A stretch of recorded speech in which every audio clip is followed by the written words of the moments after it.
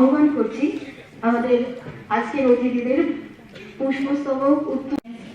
Let us strive and dispel odds and bring positivity into our lives. Turn to felicitation of our dignitary President Srimati Varnani Goshani by our member secretary Srimati Chandani. We are very pleased that today you are with us.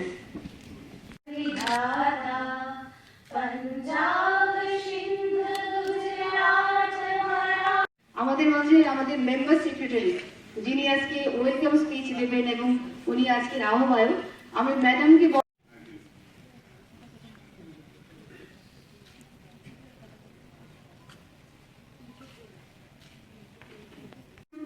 आरोग्यं सुखसम्पदं शत्रु वृद्धि विनाशाय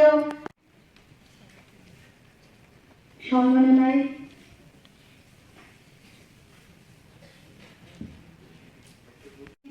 and Associate Professor Tripura University. I would like to call Madam to grace her chair. কি বিষয় নিয়ে এই প্রোগ্রামে রয়েছে, কি বিষয়ে আলোচনা করা হবে? আজকে রাজ্য মহিলা কমিশনের পক্ষ থেকে আমরা পুলিশদের সেন্সিটাইজেশন এবং ওয়ার্কশপ টাইপ, যেটা হচ্ছে আমাদের যারা মহিলা থানার যারা আধিকারিকরা আছেন তাদের যে এফিসিয়েন্সি সেটাকে আরও বাড়ানো, যাতে ভিকটিমরা একদম বন্ধুত্বপূর্ণভাবে তাদের কাছে পান পুলিশকে, এবং সেই বিষয়টাকে আরও একটু এফেক্টিভ করার যে উদ্যোগ সেটা রাজ্য মহিলা কমিশনের পক্ষ থেকে নেওয়া হয়েছে। এবং আমাদের রাজ্যে যারা মহিলা ভিকটিম আছেন তারা যেন ভয়মুক্তভাবে তাদের কথা পুলিশকে খুলে বলতে পারেন, তাদের এফআইআর যাতে ঠিকঠাক লজ হয়, এই সমস্ত দিকগুলো নিয়ে আজকে আলোচনা হবে।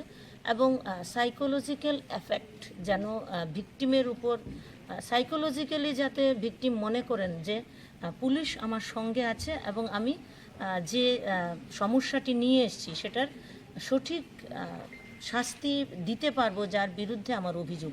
এই সমস্ত বিষয়গুলোকে একত্রিত করে পুলিশকে সেন্সিটাইজ করার উদ্যোগ নিয়ে আজকের এই আয়োজন। ভারতের মানুষ ভাবতাম মহিলারা এরকম কিছু কাজ রয়েছে, তারা পারবে না সেই কাজগুলো করতে, কিন্তু আজ সেগুলো করছে। আর বিদেশ মন্ত্রী আমরা কাকে দেখলাম? মহিলা বিদেশ মন্ত্রী দেখেছি সুষমা স্বরাজকে। আমরা বিত্তমন্ত্রী কোনোদিন ভারতের মানুষ ভাবতেও পারেনি যে একজন অর্থমন্ত্রী হবে, দেশের আর্থিক ব্যবস্থা দেখবে। নির্মলা সীতারামন সেই কাজটা করেছে, করছে, আজও করছে বিত্তমন্ত্রী হিসাবে। গর্বের সঙ্গে আমরা বলতে পারি আমাদের মহিলা বিত্তমন্ত্রী। আমরা দেখেছি প্রতিরক্ষা মন্ত্রী, এটা ভাবাও যায় না ভারতের মাটিতে, যেখানে 3 দিক 4 দিক ঘিরে আছে বিদেশ, যেখানে চায়নার বর্ডার, প্রতিনিয়ত বিভিন্ন আক্রমণ, আরেকদিকে আমরা যদি কাশ্মীরকে দেখি সেখানে পাকিস্তানিদের আক্রমণ, কিন্তু সেই দেশেও প্রতিরক্ষা মন্ত্রী আমরা নির্মলা সীতারামনকে দেখেছি। এরকম দেশ আজ এগোচ্ছে। আজ প্রধানমন্ত্রীর নেতৃত্বে আর 13 জন মন্ত্রী রয়েছে ওনার ক্যাবিনেটে, যারা মহিলা মন্ত্রী করা হয়েছে। আজ পরিবর্তন আসছে। আজ সবাই মিলে আমরা এখানে যারা আছি, আমরাও সবাই মিলে যদি চেষ্টা করি পরিবর্তন আসবে। আমরা দেখেছি আমাদের এই রাজ্যে 4000 5000 সেন্ট্রাল গ্রুপ মহিলাদেরকে লোন দেওয়া হতো, 20-25 কোটি টাকা লোন দেওয়া হতো। সরকার সিদ্ধান্ত নিয়েছে না, আমরা প্রত্যেক মহিলাকে স্বনির্ভর করতে চাই। আর 600 কোটি টাকার উপরে লোন দেওয়া হয়েছে লাস্ট 5 ইয়ার। 600 কোটি টাকার উপরে মহিলাদেরকে লোন দেওয়া হয়েছে। আমি গর্ব করে বলতে পারি আমাদের 2টা স্পোর্টস স্কুল রয়েছে। কিছুদিন আগেই আমি একটা কার্যক্রমে গিয়েছিলাম বাজারঘাটে। সেই বাজারঘাটে আমি তাদের পরিসংখ্যানটা দেখছিলাম, গর্ব হয়েছে দেখেছি পরিসংখ্যান। সেখানে আমাদের 96 জন স্টুডেন্ট রয়েছে যারা ছেলেরা, এবং মহিলাদের সংখ্যা, মেয়েদের সংখ্যা রয়েছে 116 জন।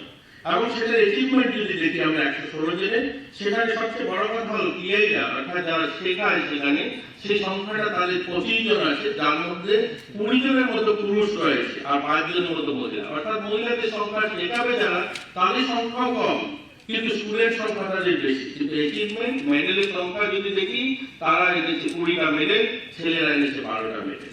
তাহলে আমরা গর্ব হয় যে আমাদের মেয়েরা, আমাদের মহিলারা অনেক কিছু অ্যাচিভ করছে। আমরা যদি আমাদের ত্রিপুরার শুধু দীপা কর্মকারকে নয়, আজ যদি আমরা দেখি মেজর ধ্যানচাঁদ খেলরত্ন পুরস্কার সর্বোচ্চ খেলার সম্মান কেউ পেয়েছে, তো দীপা কর্মকার পেয়েছে। আর সে আমাদের যারা গর্ব হয় যে একটা ছোট্ট বাচ্চা মেয়ে গোটা ভারতের মানুষ তাকে চেনে। স্বাগতা লক্ষ্মী রিয়া, যাকে সারা দেশের মানুষ দেখেছে ফুটবলের ময়দানে ফুটবল কাঁপিয়ে গোল ধরতে। আমরা দেখেছি মৌসুমী ওরানকে কিছুদিন আগে জনজাতি ফুটবল টিম উড়িষ্যাতে গিয়েছে, যেখানে ব্রোঞ্জ মেডেল এনেছে এবং সেখানে নেতৃত্ব দিয়েছে। আমরা কিছুদিন আগেই দেখেছি ন্যাশনাল লেভেলে মধুমিতা দেবকে খেলা আমাদের মহিলা, এবং অস্মিতা দেখেও দেখেছি। আমরা গর্ব করি যে আমাদের রাজ্যে মেয়েরা আমাদের খেলাধুলায়ও নাম করেছে। আমরা চাই আপনারাও সহযোগিতা করবেন, যে সমস্যাগুলো আসছে, যে মহিলা আমাদের বালিকা বিবাহ, সেগুলোতে আপনাদের সহযোগিতার হাত বাড়াবেন। আপনারাও সেগুলো কি করে কম করা যায় সেখানে আপনারা পরামর্শ দেবেন।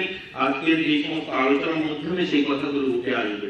আমরা সরকার পক্ষ, আমরা সরকার চাইব মায়েরা যেন স্বনির্ভর হতে পারে। এখানে টিএসআর আমার বোনেরা যারা বসে আছে, ভালো লাগছে যেটা প্রথম সরকারি সিদ্ধান্ত হয়েছে যে টিএসআরও মহিলাদেরকে নেওয়া হবে, মেয়েদেরকে নেওয়া হবে। এটা আমাদের এই সরকারের অ্যাচিভমেন্ট। আমরা বিভিন্ন সরকারি সুযোগ সুবিধায়, যেখানে ওই আমাদের স্টলগুলো তৈরি হয়, বাণিজ্যিক স্টলগুলো তৈরি হয়, সেখানে সিদ্ধান্ত হয়েছে যে আমাদের মেয়েদেরকেও 33% স্টল দিতে হবে। 100টা স্টল হলে 33টা স্টল তাদেরকেও দিতে হবে। সেখানেও তারা যেন বাণিজ্যিক ব্যবসা বাণিজ্য করতে পারে। আমি যখন কেআইডিসি চেয়ারম্যান ছিলাম, আমি একটা ওমেন এম্পাওয়ারমেন্ট সেন্টার করেছি, যেখানে মাদারঘাটে কি সুন্দর একটা বাণিজ্যিক কমপ্লেক্স তৈরি হয়েছে। আমি সেটা রেজুলেশন করেছিলাম যে সেখানে মেয়েরা যারা উদ্যোগ করতে হবে, অর্থাৎ কিছু তারা নিজেরা করতে চাইবে, তারা যদি কোনো কসমেটিক্স কোম্পানি বা ওই ধরনের কিছু ইন্ডাস্ট্রিজ লাগায়, তাহলে তাদেরকে সেই সমস্ত দোকান দেওয়া হবে, অর্থাৎ ফ্যাক্টরি আউটলেট করবে, ফ্যাক্টরির ভিতরে থাকবে বা ইলেকট্রিক জায়গা থাকবে। আমরা চাই মেয়েরা আসুক বেরিয়ে। আর যেমন স্বাবলম্বন লোন দেওয়া হচ্ছে, বিভিন্ন পিএমজিপি লোন দেওয়া হচ্ছে, তারা যেন তাদের নিজের পায়ে দাঁড়াতে পারে। আর্থিকভাবে যখন মেয়েরা স্বাবলম্বী হবে, আর্থিকভাবে তারা যখন স্বনির্ভর হবে, আর একটা দেশ এগোনোর জন্য প্রধানমন্ত্রীজি যে স্বপ্ন 100 বছর পূর্তিতে আমরা ভারত বিশ্বগুরু হবে, সেই স্বপ্ন তখনই সফল হবে যখন অর্ধেক মায়েরা, মেয়েরা, যারা আমার বোনেরা, সবাই যখন সেই কাজে সামিল হবে। একটা শ্রেণী শুধু ভাবে যদি পুরুষরা মিলেই করবে, সেটা সম্ভব না। সবাই যখন সামিল হবে সেই কাজে, তখনই সেটা সম্ভব হবে। আর কিছু কিছু সমস্যা, সেগুলো সবার সহযোগিতা দরকার হবে, শুধু পুলিশ নয়, আম জনতা, অর্থাৎ সাধারণ মানুষ। প্রধানমন্ত্রী স্লোগান দিয়েছিলেন স্বচ্ছ ভারত। আমরা যখন দেখলাম যে ব্যবসায়ী বা সাধারণ মানুষ সবাই সেটাতে সামিল হয়েছে, আজ একটা সুন্দর রূপ নিয়েছে। আজ কিন্তু ছোট ছোট ছেলে মেয়েরাও একটা চকলেট খেয়েও সেই কাগজটা রাস্তায় ফেলে না। এই যে পরিবর্তন, এটা জন আন্দোলনের রূপ নিয়েছে। আজ বালিকা বিবাহ যেটা, এটা জন আন্দোলনের রূপ তৈরি করতে হবে, সবাইকে সামিল করতে হবে, তবেই আমরা সেখান থেকে বেরিয়ে আসতে পারবো। আজ অনেক এক্সপার্টরা রয়েছেন, তারা বলবেন আপনাদের লিগেল বিষয়গুলো, সেগুলো নিয়ে তারা এক্সপার্ট বলবে কি করে আপনাদের কাজ আরো ভালো করে করবেন, কি করে আপনাদের বিভিন্ন সমস্যা যেগুলো আছে সেগুলো সমাধান করবেন। আমরা সোশ্যাল ওয়েলফেয়ার ডিপার্টমেন্ট মায়েদের জন্য, শিশুদের জন্য অনেকগুলো নতুন নতুন পদক্ষেপ নেওয়া হয়েছে।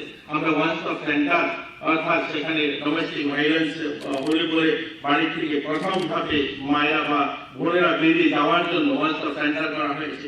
সেগুলো নিয়ে আপনারা আলোচনা করবেন থানাতে যখন মহিলারা আসে। আমি দেখেছি যেগুলো ইতিমধ্যে আমরা ওপেন করেছি, ধরাই জেলাতে শুরু হয়েছে, কিন্তু সেখানে সে পরিমাণ সংখ্যা, আমি কিছুদিন আগে একটা রিভিউ মিটিং এ গিয়েছিলাম, জিজ্ঞাসা করেছিলাম সেন্টারে যে কতজন মেয়েরা সেখানে এসছে। বলছে 2 মাস হলো। আজ থেকে অনেকদিন আগেই কথা বলছি, বলে 2 মাস হলো আমরা করেছি, মাত্র 5-6 মহিলা এসছে।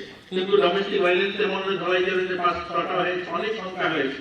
তো সেটা সেভাবে প্রচার হয়নি, সেভাবে জানানো যায়নি মানুষকে যে সেখানে গেলে পরেও আপনাকে সহায়তা পাওয়া যাবে, সেখানে গেলে পরেও আপনাকে লিগেল যে অ্যাডভোকেট বা পুলিশি সহায়তা সেখান থেকে বা মেডিকেল ফ্যাসিলিটি আপনাকে করে দেওয়া যেতে পারে। তো সেগুলো নিয়েও আপনারা আলোচনা করবেন, সেখানে যেন যাওয়া যেতে পারে। আমাদের এখানে আগরতলাতে সখী নিবাস রয়েছে, আমরা নতুন করে এখন মহিলা হাব তৈরি করতে যাচ্ছি, অর্থাৎ মেয়েরা যেন এক জায়গায় গেলে, একটা ডিস্ট্রিক্ট হেডকোয়ার্টারে মহিলা হাব থাকবে, সেখানে মেয়েরা গেলে পরে তাদের সমস্যার সমাধান, অর্থাৎ সবকিছু এক জায়গা থেকে যেন তারা পায়, এই ধরনের একটা কনসেপ্ট রয়েছে, সেগুলো কাজ শুরু হবে।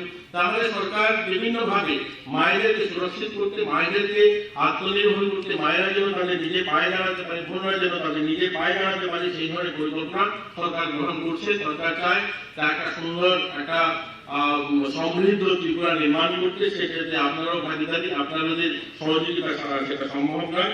আমাকে আমন্ত্রণ আহ্বান করছি আমাদের আজকের অতিথিদের